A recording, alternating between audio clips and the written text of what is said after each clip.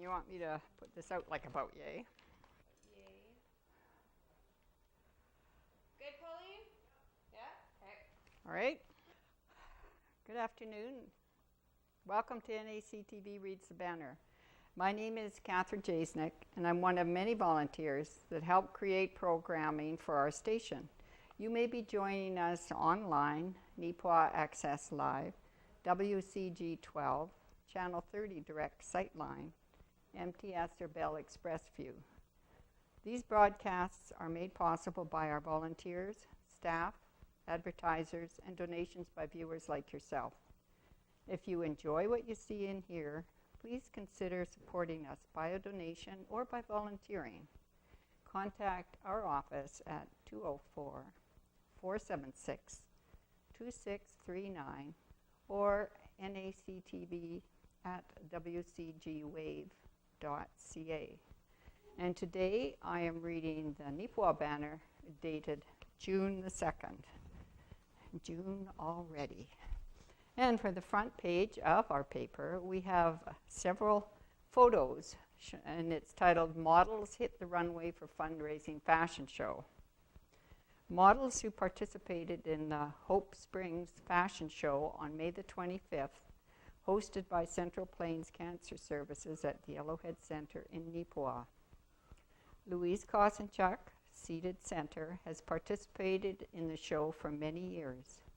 In spite of failing health, Louise was determined to model again this year. Unfortunately, she passed away a few days later.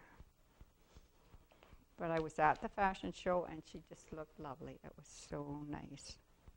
And then there's a photo showing Cancer Plains Cancer Services door-to-door canvas campaign organizers, Audrey Heffel, Iris Cooting, and they're presenting a check for $11,440 to Central Plains Cancer Services Executive Director, Sherilyn Knox. And that was an awesome amount to collect from the town. And a photo of model Ann Manziak walked the runway in front of a packed house at the Hope Springs fundraising fashion show. At the show, which was a fundraiser for Central Plains Cancer Services, the fashions were all modeled by those who have previously undergone treatment for cancer.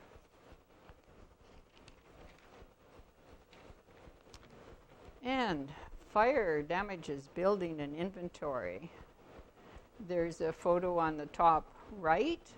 On May 24th, Avion Harvest, located by Eden, sustained about $29,000 in damage to its warehouse and inventory due to a grass fire. And the article is, after a fire damaged their Eden area warehouse last week, Tim Weeb and Louis Pohl of Avion Harvest are reaching out to the greater community for some help. On May 24th, a grass fire reached their building and did about $29,000 in damage, burning a hole through one of the walls and damaging inventory, equipment, and packaging supplies.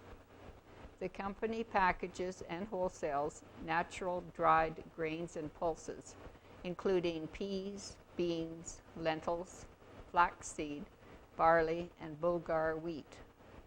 Pohl explains that while they carry liability insurance, tight finances meant that they didn't have any property or contents insurance to cover the damage.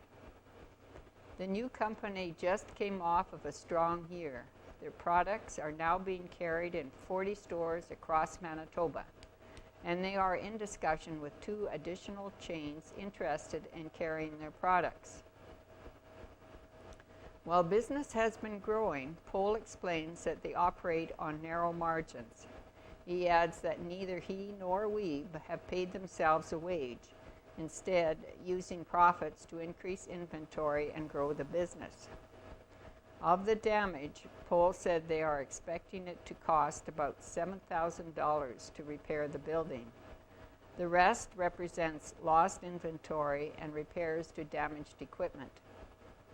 He said they should be able to obtain the product they need to replace the inventory. They just need the funds. Avion Harvest has set up a GoFundMe page for anyone who would like to donate to help restore the building and equipment to pre-fire conditions and replace their inventory. It is our hope to be up and running as soon as possible in order to meet store demands, said Pohl. He added that they are forever indebted and thankful to those who are aiding them during this difficult time. For more information about the fire and how to help, information is available at www.gofundme.com/Avion Harvest. And that certainly is a shame for a new business to run into something like that. And talking about fires, the next photo says kitchen fire does extensive damage. In the early morning on Saturday, May 26th, a fire broke out in the kitchen of a home on Hospital Street in Neepawa. The Neepawa Fire Department arrived on the scene and were able to contain the blaze, but not before extensive damage was done to the building's main floor. No one was injured in that fire. And Little Valley Jamboree celebrates 20 years. The Little Valley Jamboree is an annual music festival held to raise awareness, support, and funds for special needs children in the area and throughout Manitoba. This year, the event celebrates an amazing 20 years with organizers Rod and Evelyn Lewandowski still at the helm. The festival will take place on June 17th and 18th at the fairgrounds in Erickson. Recipients for 2017 are Dawson Richards and Alexis Andreychuk. Dawson from Minnedosa will be turning 4 years at the end of June.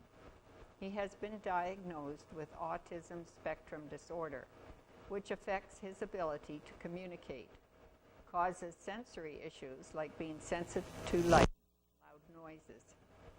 He struggles with textures in his food, making his diet and nutrition a great concern. Alexis Andreychuk, born in April 2012, lives with their parents in Erickson and had speech challenges at an early age. After 2.5 years of public and private speech therapy with no progress, Alexis was diagnosed with childhood apraxia of speech, CAS, also known as verbal dyspraxia.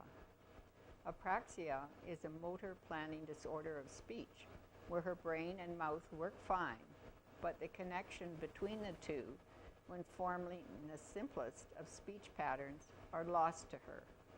Recently, she has been receiving treatment from a speech therapist specialist trained in prompt therapy in Saskatchewan. The result is Alexis has progressed from 4 intelligible words to over 25.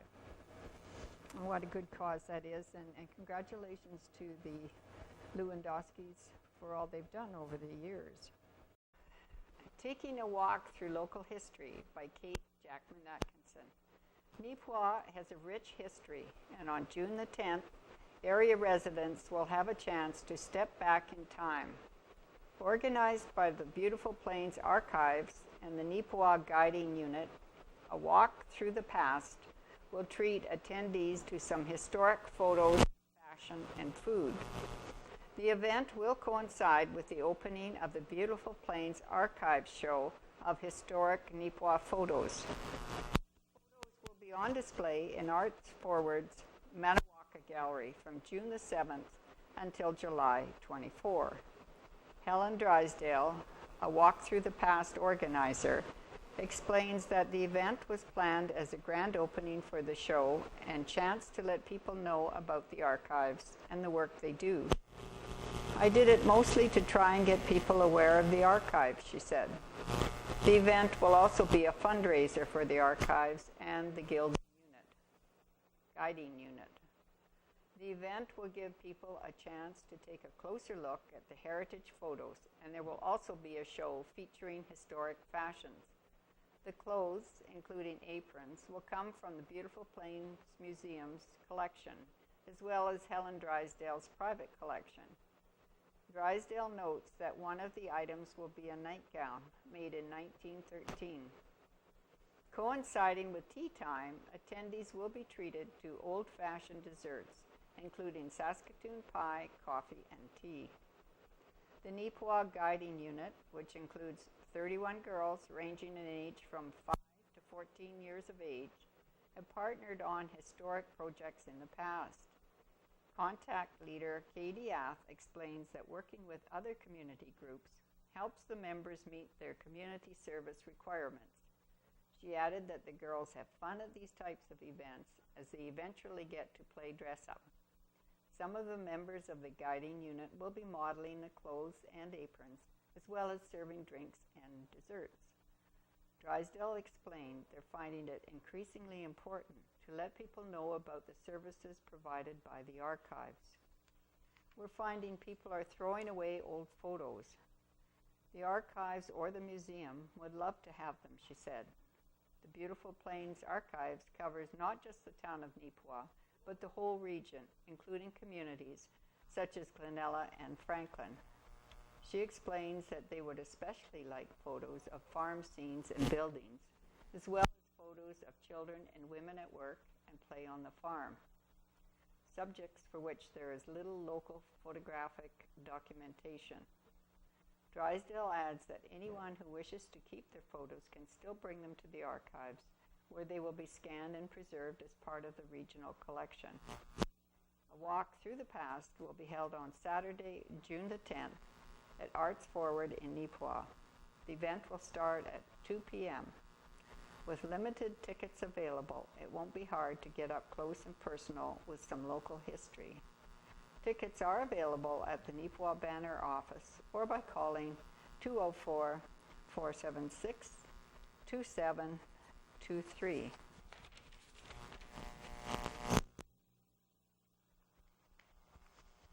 And my perspective column by editor Kate Jackman Atkinson. It's called Green Light for Taxi Changes.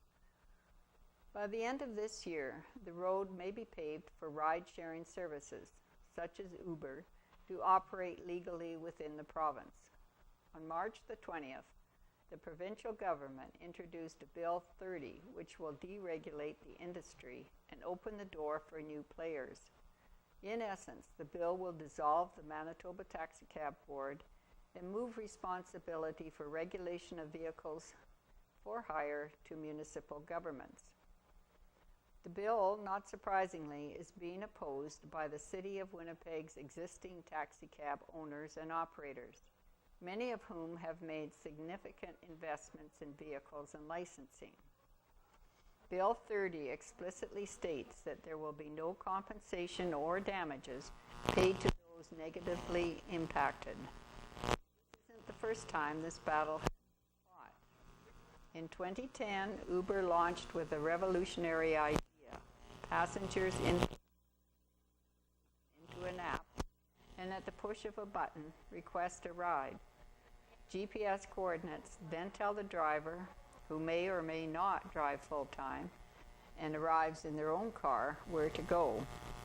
The service also allows drivers and passengers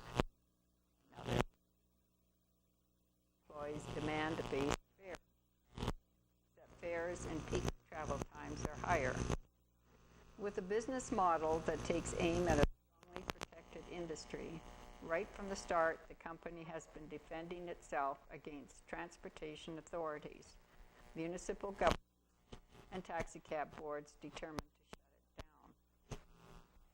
It's easy to see why riders like the service. Cars make it easier to find a ride, especially during peak times. With charges of taxi drivers acting in unfair or illegal ways towards passengers, the ability to hold bad drivers to account is also appealing.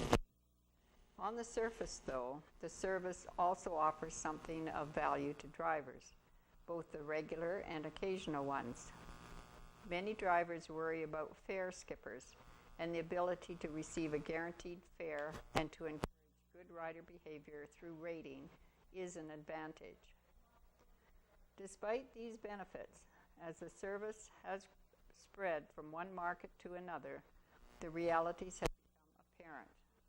There have been complaints of arbitrary treatment towards drivers and falling pay. As the service becomes established in each new market, the novelty wears off for the occasional drivers, and the bulk of the drivers tend to be the same people who used to drive cabs. However, they are now independent contractors, responsible for purchasing and maintaining their cars, and losing many of the benefits associated with work as an employee. Under the new Manitoba bill, drivers for ride-sharing services would have to be licensed and carry proper commercial vehicle insurance. Herein lies part of the problem with giving Uber the green light. It exists to blow up existing models and has a history of circumventing regulations. While all Uber vehicles must pass a vehicle inspection, they cannot have a taxi paint job. The company hopes its cars will move unseen under the radar. Even more blatantly, the company has made use of technology to circumvent the authorities in areas where the service has been banned. For a company that has made a practice of pushing back against laws and which can easily operate in gray areas, I don't see a swift embrace of rules and regulations, especially when it will result in higher costs.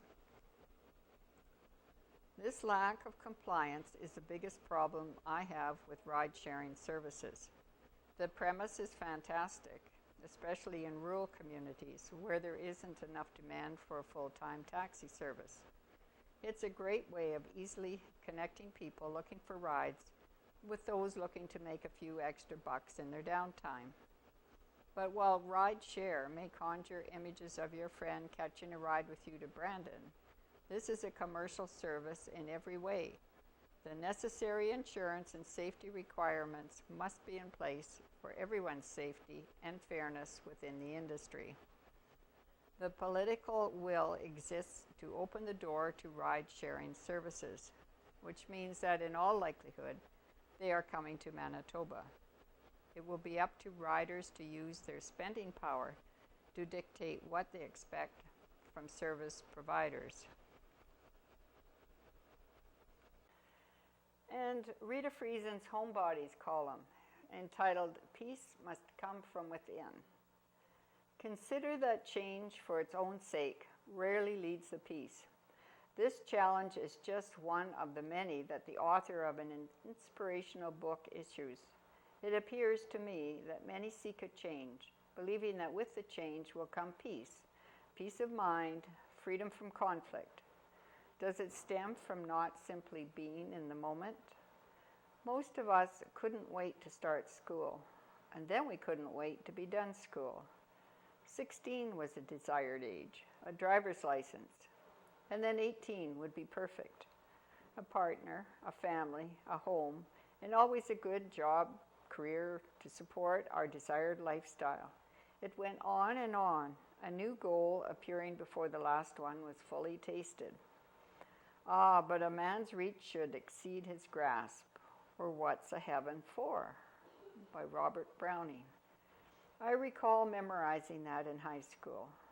That dreaming for the future is a huge part of changes. I also recall teaching my children to dream high, strive for your goal, knowing that most of the kindness and loving done on this earth is done by the average person. We all shine in our own world. So we strive for goals, and with achieving comes change. Not simply change for change's sake. There is no fault in change for change's sake, if that is all it is. Believing that change for change's sake does not always bring peace. Don't we know that from political elections or a change in leadership in an organization?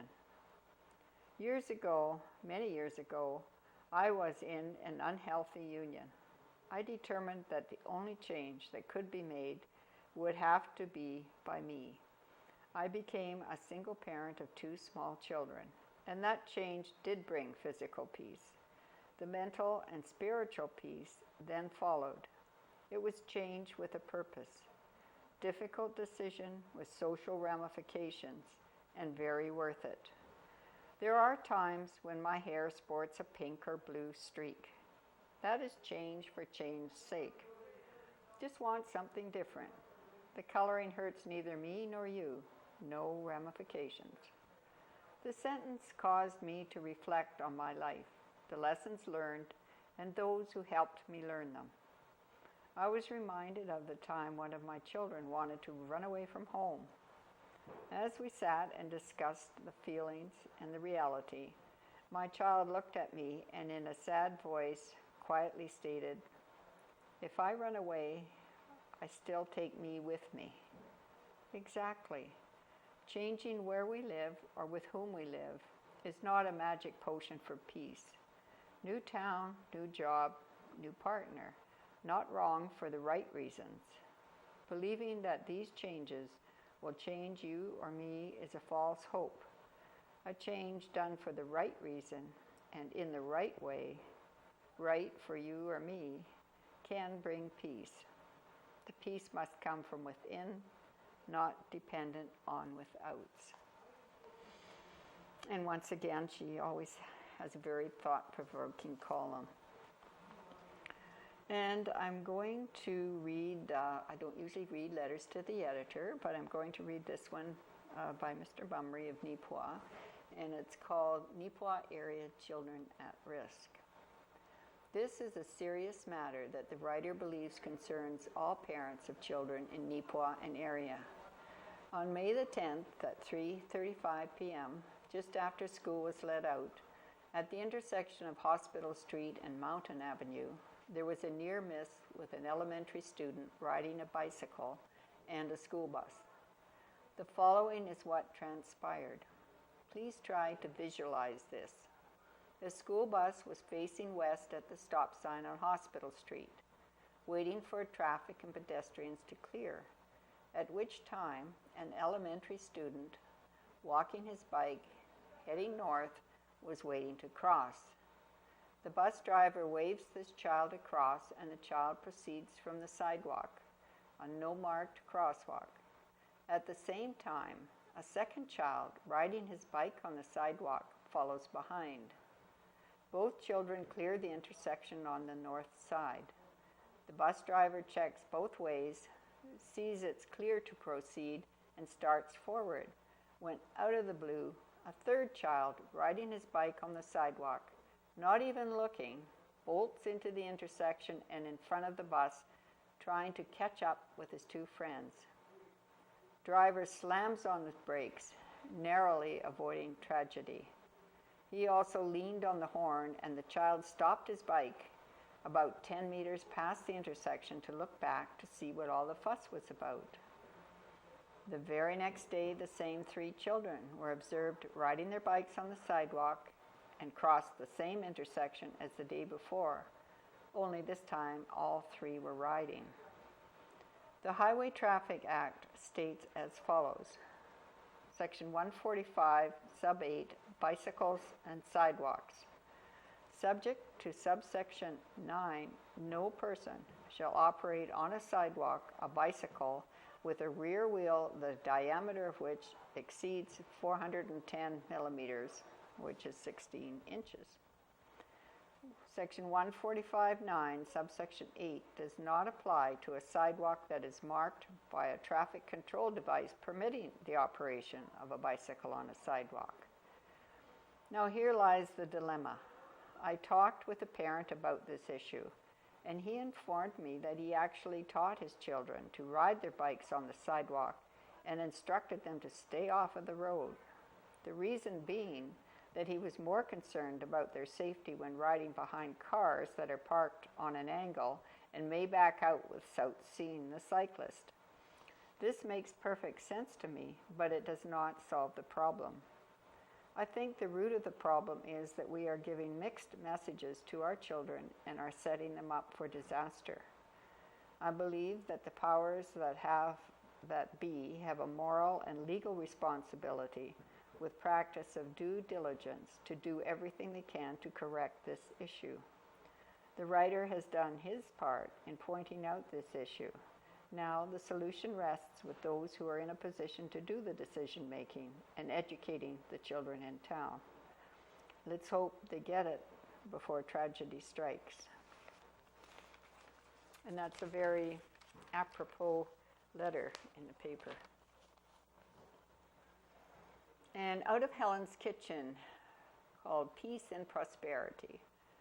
And this year, which is Canada celebrating 150 years since Confederation, Helen thought she would spend the next several months showcasing some historic recipes in Canada's honor.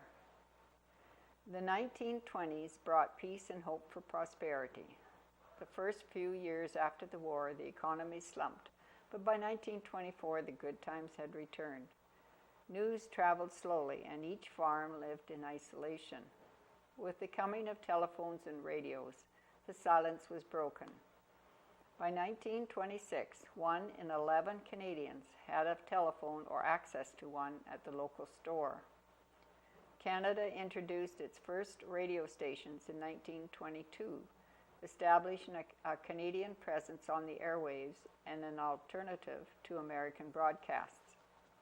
Families would gather around radios each night to listen to news, the latest songs, hockey night in Canada, and other enjoyable programs.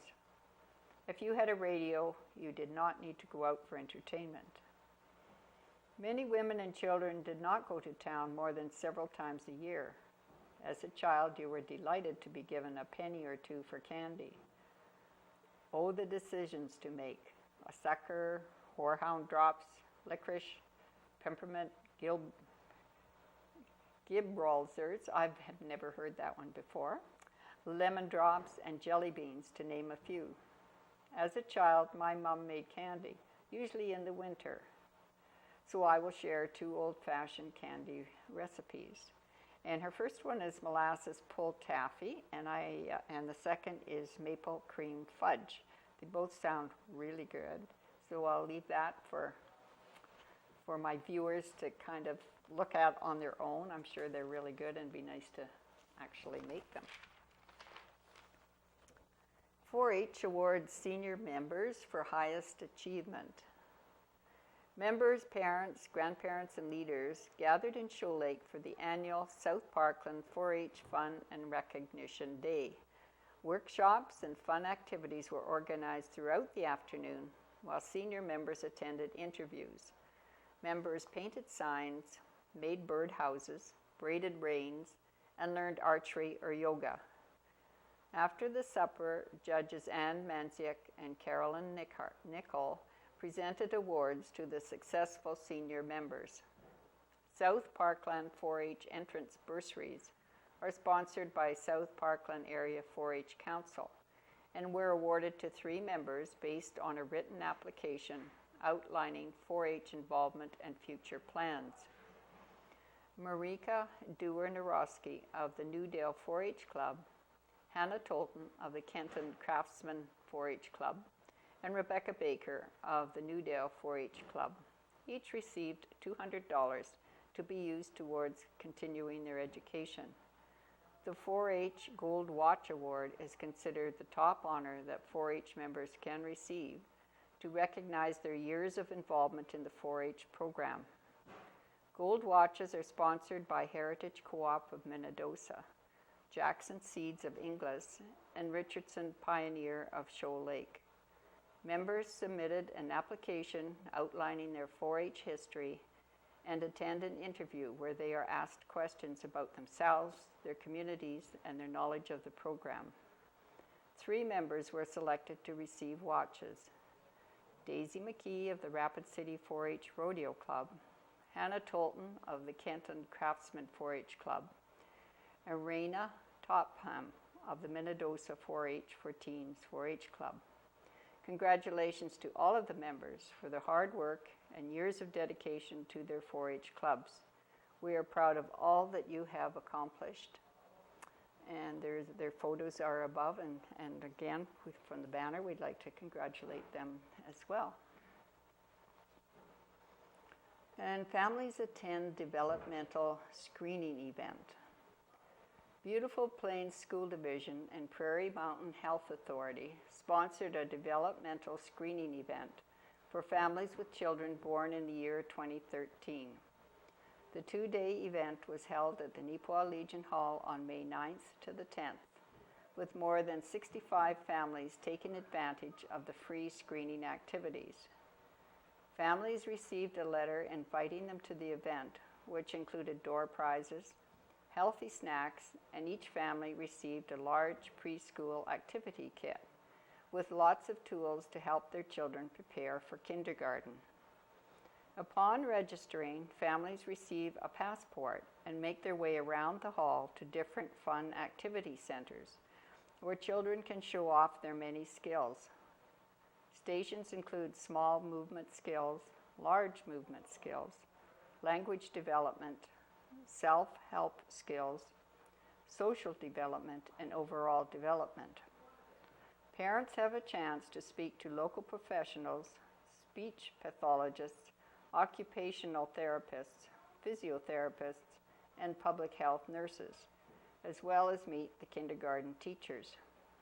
There is information available for parents on nutrition, car seat safety, daycare and nursery school, and this year we had a display from Healthy Smile, Happy Child with a dental information team and interactive puppet for the children to practice their brushing skills.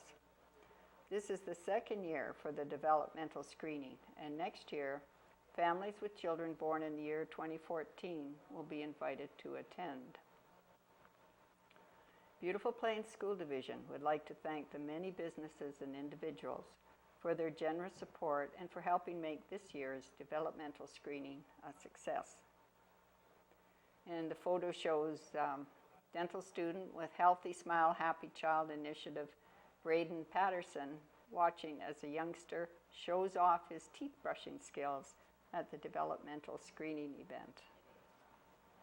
What an excellent, excellent idea. And hit the trails and win. Several photos here, and above left, the local trails offer a great way of enjoying the area's natural beauty. And on the right, hitting the trails can be fun for all ages. In honor of Canada's 150th birthday, Neepawa area residents are being challenged to get out and get active. The Canada 150 Active 8 Challenge will see people who hit the trails at either the Langford Recreational Trails or the Rosedale Farm Trail entered to win prizes. Research shows that activity in nature has tremendous physical, mental, and emotional health benefits. With this in mind, between June the 8th and August 3rd, anyone who hikes, jogs, or bikes at either of those trails will be entered for weekly draws and a grand prize of $50. Each week that someone is active at the Langford Recreational Trails or the Rosedale Farm Trail, their name will go into the draw. In 1 week, they may only enter once at each location. Complete contest rules will be available at the trailheads. To get to the Langford Recreational Trails, travel 10 kilometers east of Neepawa on Highway 16 and 5 kilometers south on Road 81 West. The Rosedale Farm Trail is located 16 kilometers north of Neepawa on Highway number 5 and left on Provincial Road 265 for 8 kilometers. And honors presented at number 9 Royal Canadian Air Cadets Annual Inspection. On Thursday, May the 25th at the Yellowhead Arena in Neepawa, the number 9 Royal Canadian Air Cadet Squadron held their 76th annual inspection. And in the top photo, Royal Canadian Legion number 23 received a certificate of recognition for their years of support for number 9 Neepawa Air Cadet Squadron. From left to right, Captain Mark Anderson, commanding officer at number 9 Neepawa's annual ceremonial review, Bill Zook of the Air Cadet League of Canada, Manitoba, Inc., and Brent Hunter, President of the Royal Canadian Legion Branch, number 23. And the bottom photo, Warrant Officer Haley Rapsky, left, receives recognition from Captain Mark Anderson for her exemplary work in cadets as she ages out of the program. And that's an excellent, excellent program for anybody to be in. And just a note from the Home Hardware weekly how-to events on June the 7th. It's how to paint interior walls. And that will run from 11 to 12 p.m. on June the 7th and from 4 p.m. to 5 p.m. on June the 7th. And the week after that will be how to install baseboard casing and moldings. So that's a really good thing for people to know. Is if you're interested, you should call and reserve your spot. I'm going to go to the obituaries now because we have several this week. Helen Gilmore. Helen Gilmore of Kelwood, Manitoba, passed away Monday, May the 22nd, at Country Meadows Personal Care Home in Neepawa at the age of 93 years.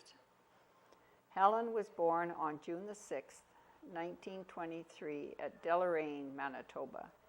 In 1929, the family moved to McCreary, then to Kelwood in 1934. Mum married Harris Gilmore in 1943, and they farmed east of Kelwood for 47 years. Dad passed away in 1990, and in 1994, Mum moved into Kelwood.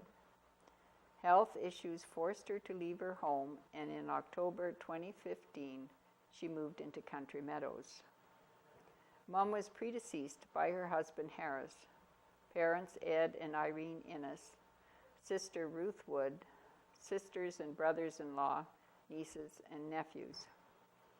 Helen will be remembered by her two children, daughter Janie, Doug Weatherall, and son Joe, Donna. Janie and Doug's children, Will, and his children, Jesse and Annika. Archie, Lynn, and their children, Jack, Hope, Bill, and Anna.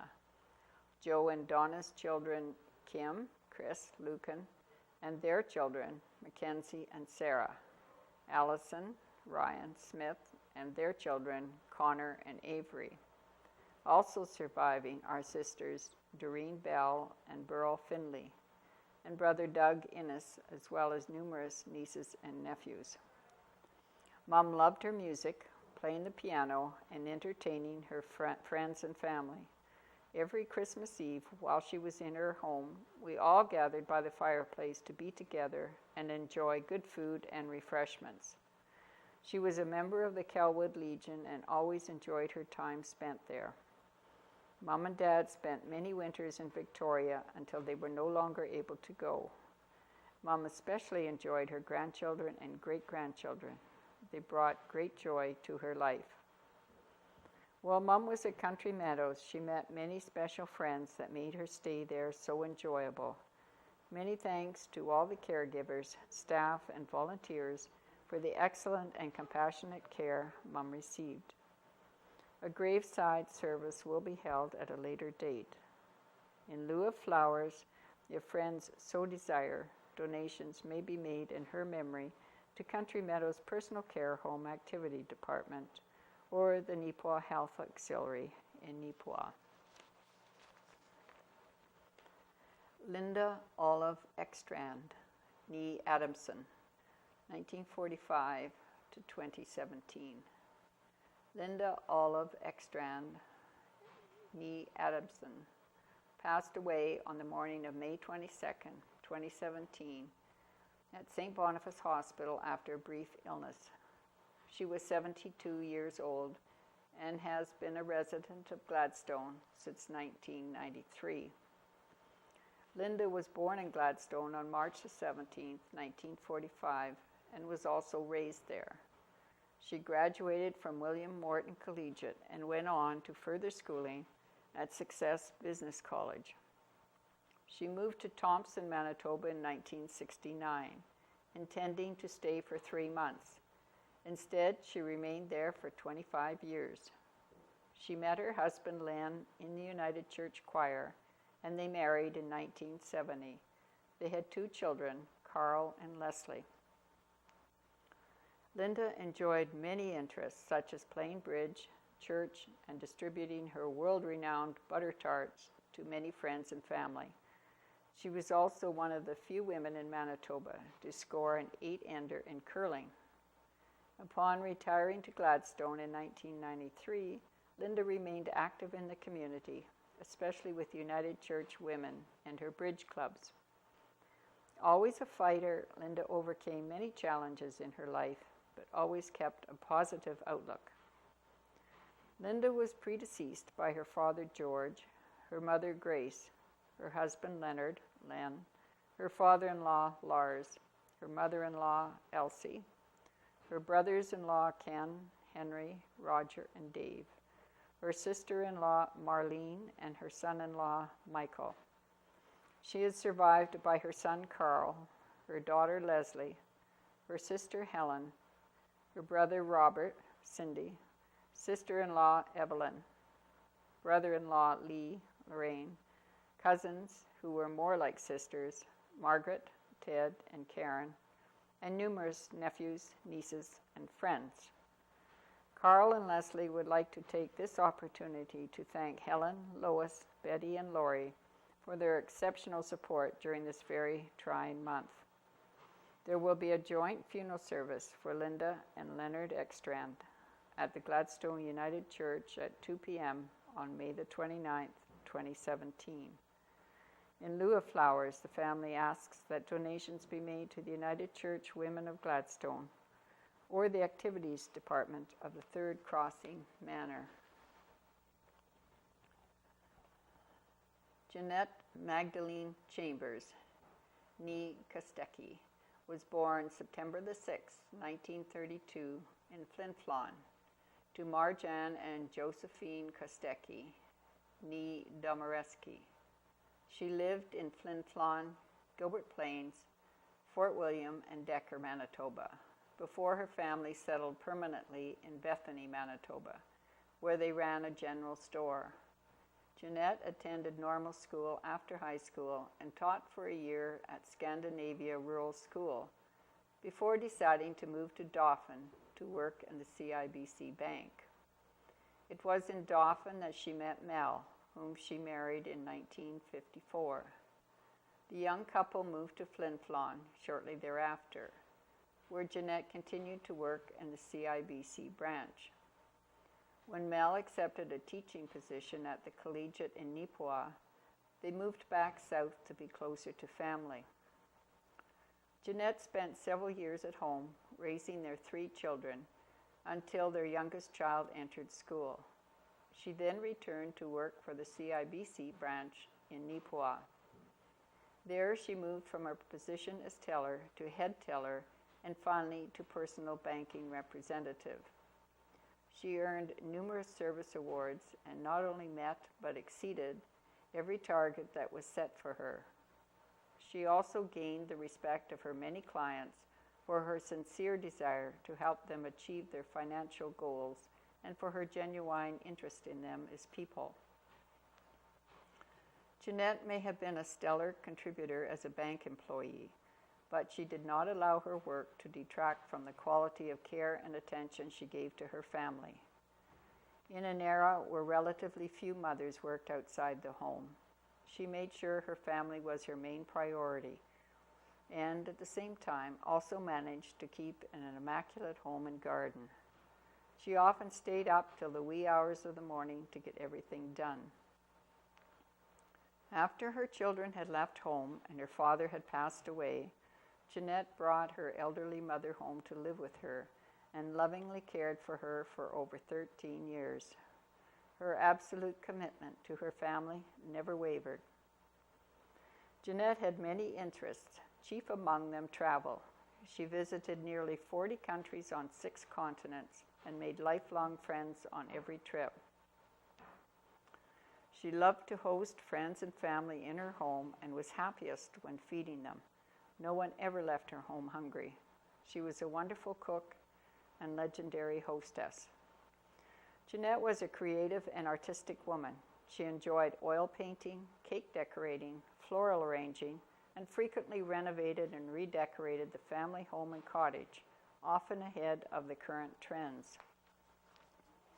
In her younger days, Jeanette enjoyed bowling, golfing, and cross-country skiing. Despite being a non-swimmer and fearful of water, Jeanette nonetheless was game to throw on a life preserver and jump into the ocean to swim with giant stingrays. She had a great sense of adventure. Jeanette spoke Polish and was able to understand Ukrainian. She played the banjo in her youth and played piano by ear.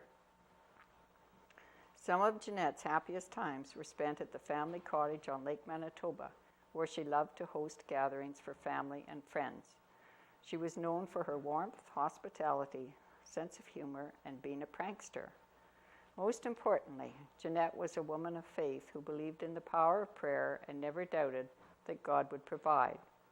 She was compassionate, caring, and forgiving, always putting the needs of others before her own. Her death has released her from pain and brought her to a place of peace. We who love her will miss her dearly, but we know that she will watch over us until we meet again.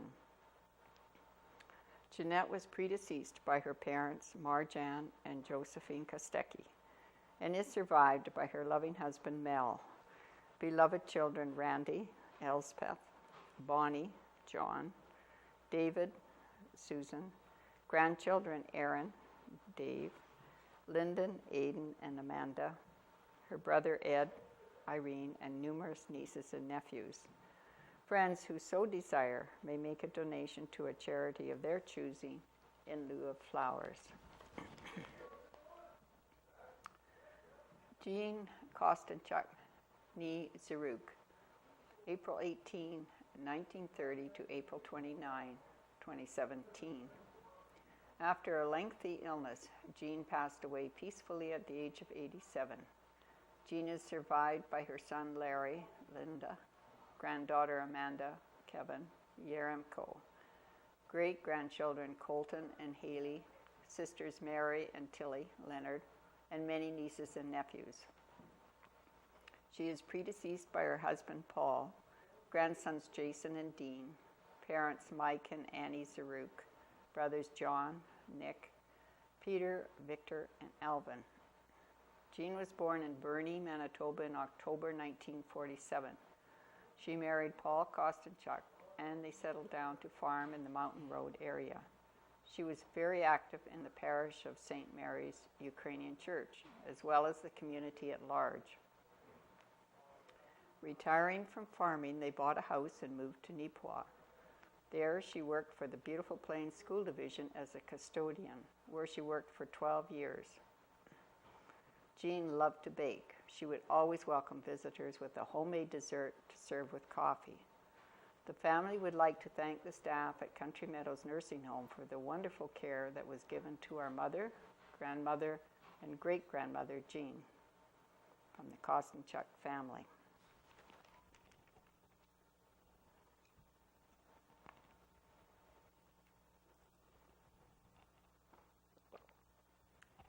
Nels Leonard Ekstrand, 1940 to 2017.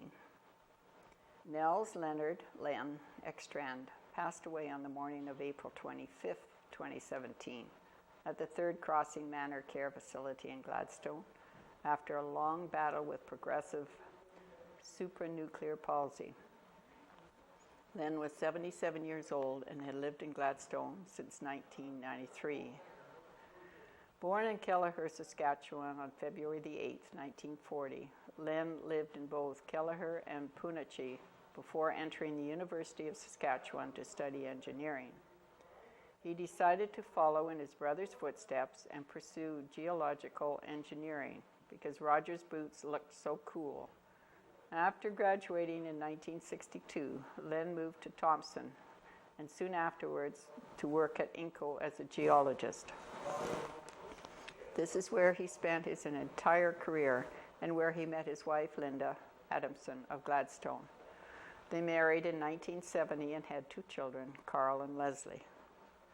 Len enjoyed many activities, including golf, curling, and especially singing. He was often complimented on his beautiful voice and was a member of the United Church choirs, musicals, the Diminished Miners Barbershop Quartet, and a noted soloist when asked. Len was an active member of the Canadian Legion, the Masons, and the United Church for many years. After retiring and moving to Gladstone, Len's gardening and golfing increased substantially, and even sat as a councillor on the Gladstone Town Council. Upon Len's diagnosis with PSP in 2011, his health deteriorated, and eventually he made his home at Third Crossing Manor until his passing. Len was predeceased by his father Lars, his mother Elsie, his brother Roger, his sister-in-law Marlene, his father-in-law George, his mother-in-law Grace, his brothers-in-law Henry and Ken, and his son-in-law Michael. He is survived by his wife Linda, his son Carl, his daughter Leslie, his sister Evelyn, his brother Lee, Lorraine, his sister-in-law Helen, his brother-in-law Robert, Cindy, and many cherished nieces, nephews, and friends. The family would like to take this opportunity to thank the wonderful staff of Third Crossing Manor for their boundless devotion to their residents and especially for the care of Len.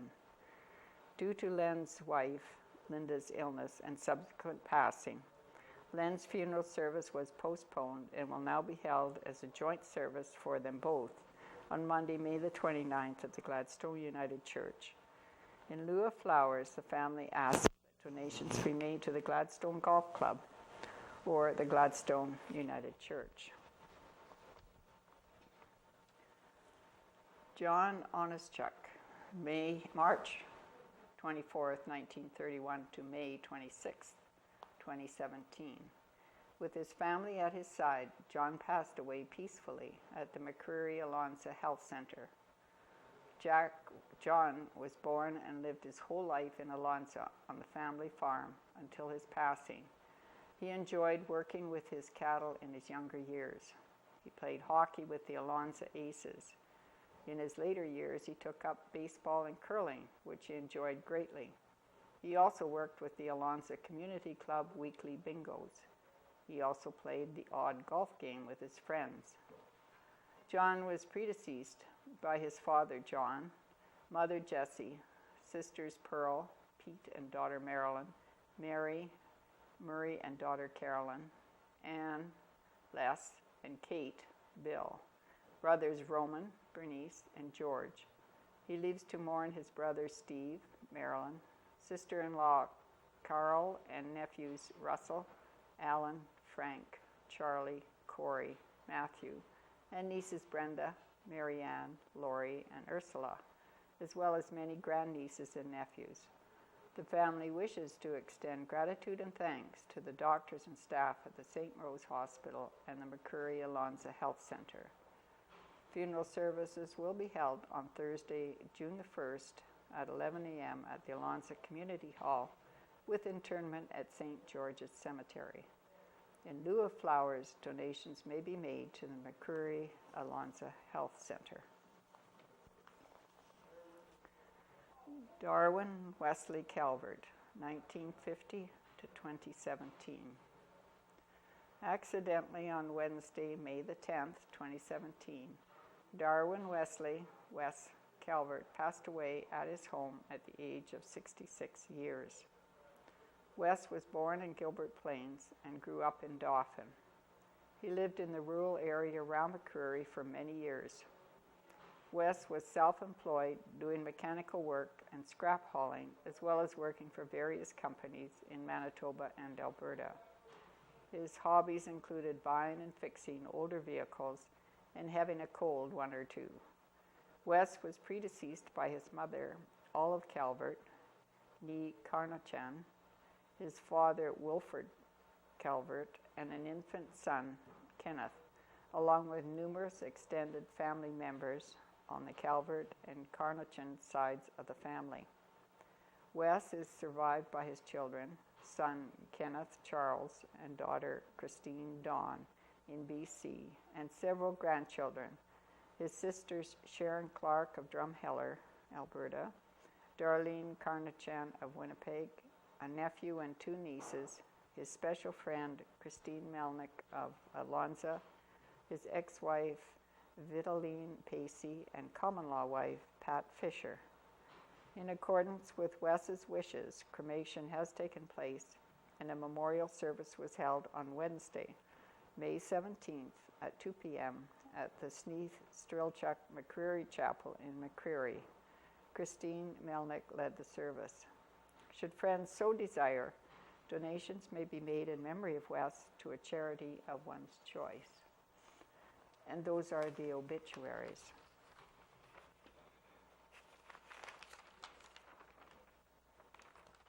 All right, go back to where I missed a few here.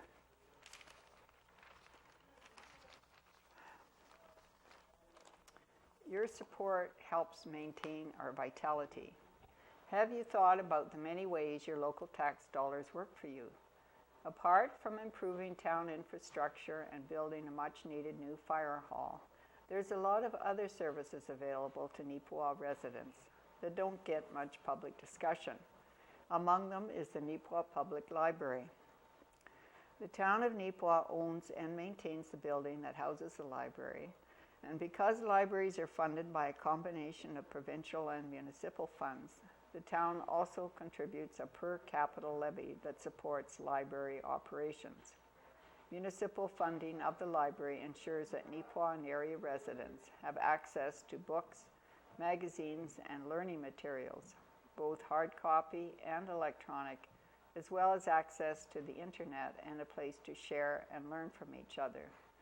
We encourage area residents to take advantage of this resource made available by local government in exchange for your tax contributions. In reality, you are already contributing to the operation of the library, so why not take advantage of that investment? In addition, your support of the Neepawa Library helps to maintain the vitality of the Western Manitoba Regional Library, the organization to which your library belongs, and the diversity of the collection held in our other branches in Brandon, Carberry, Glenborough, and Hartney, which provide more choice and selection than any one location can provide. In this digital age, libraries offer more than just books. A recent addition to our electronic resources for library patrons is Flipster, an online magazine service. Flipster provides the current issues of many popular magazine titles, as well as a generous back issue list. Some of the magazines available are People, Car and Driver, Hello, Newsweek, Brides, Forbes, Chickadee, and Owl, to name only a few. Imagine the next time you find yourself waiting at the doctor's office without a book to read. You could open Flipster on your phone and flip through the latest copy of Quilter's World, or read about Chris Rock in the latest issue of Rolling Stone. Just open wmrl.ca and click on the e-resources tab. Select Flipster and enter your library card number to start reading. June will be another busy month at the library, beginning with the much anticipated visit by Diane Bryden on Thursday, June the 1st at 5:30. She will be giving a presentation on how she and her father researched and produced the stalwart Brydens, a recently released book of the Bryden family, who homesteaded in this area in the 1870s. We're following up with a Kathy Lewandowski workshop on June 17 on how to research your own family history. Please call the library for more information. Book sale. We've received a lot of very nice book donations this spring, and it's time to clear out the storage room with our spring book sale on Wednesday, June the 21st. Donations are still welcome, and any books that we cannot add to our collection are placed in the book sale. All proceeds are used to replace books and to contribute to other local library projects. And finally, we are getting ready for the summer reading club for our young readers. So watch for updates on registration for the reading program and for activities at the library. Information will be available soon, with registration starting on June the 26th. And there's a new principal at Langruth Elementary School. Pine Creek School Division is pleased to announce the appointment of Stephen Williams as principal of Langruth Elementary School, effective for the 2017-18 school year. Williams joined Pine Creek as a teacher in 2004 and has held teaching positions in West Plains School, Plumas Elementary School, Gladstone Elementary, and McGregor Elementary School. For the past 8 years, he has been a teacher at McGregor Elementary School, also serving as one of the acting principals, while completing both the Pine Creek Leadership Development Program in 2013 and the Manitoba School Administrator Certificate requirements in 2016. In addition to his school experiences, Williams has contributed to the school division as the employee chair of the Workplace Safety and Health Committee, a Teachers Association executive member, a Technology Teaching Committee member, and Threat Assessment Team member. Williams has been an investigator for Workplace Safety and Health and for the Threat Assessment Team. In the community, he is well known for his role as a paramedic, volunteer firefighter, and as a certified Canadian Red Cross first aid instructor. Williams has also taken an active role in many community organizations, as well as leading and assisting in the planning of many school events. Please join us in congratulating Stephen Williams. It certainly sounds like he has a very, very good background for that. And Midwest Baseball League standings. Last week I had no idea what some of these stood for, so I found out. So Neepawa, and they put a little legend on it this week, so we all know what it is. In the Mosquito League, Neepawa, they had 6 goals, 6 wins, 0 losses, 0 ties, and they're at the top of their standing in the Mosquito League. In the Pee Wee League, Neepawa had 9 goals, 6 wins, 2 losses, and 1 tie, and they're 2.0 points behind the leader, Gladstone. And the Bantam, Neepawa does not have a Bantam in here. Hamiota's at the top on both of those ones. And Carberry and Portage off to a quick start in the Santa Clara Baseball League regular season. There are only 2 undefeated teams remaining. The Carberry Royals are at the top of the standings at 3-0. And the league standing to May the 31st. Neepawa Cubs, 3 goals, 0 wins, 2 losses, 1 tie, and they're 2.5 points behind the top leading Carberry Royals. I think we got that figured out this time.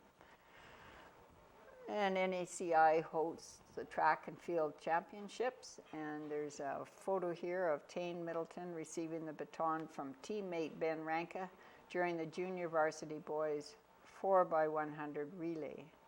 The pair, along with teammates Ben Parrott and Braden Gillies, would finish first in the event. And the Neepawa Area Collegiate Institute athletes ruled the podium at the Zone 7 Track and Field Championship. The event, held in Neepawa on May 24th and 26th, featured teams from 8 different schools competing. NACI led the way with 16 gold, 15 silver, and 15 bronze for a combined 46 medals. In second was McGregor Collegiate with 15 gold and a combined 29 medals, while Carberry went home with the third best total results, generating 10 gold but 30 medals in all. That was obviously a very excellent track meet. And I do believe that is the end of the banner for this week. Thank you very much for tuning in. Hope you tune in next week and have a good one. I think summer's here.